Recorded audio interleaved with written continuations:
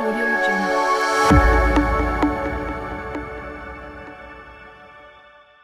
How do you think AI and smart technology will start to change laundromats over the next few years?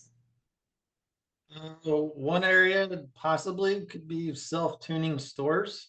And what I mean by that is I know, Alex, you had mentioned a lot of the time of day deals and more that you've implemented successfully. Um, I could see that being automated that much more depending on how the weather is for the day, the week, the month, etc. And maybe adjusting pricing and more. Still have to figure out if you want to promote that adjusted pricing perhaps. How is that going to be communicated out to help drive traffic in store?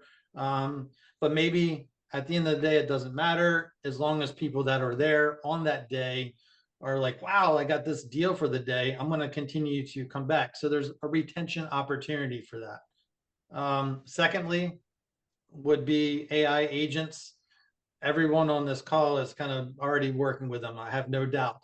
A lot of these tools have that built in where you can kind of go and instruct these AI chatbots or agents to go out and do complete little mini tasks for you.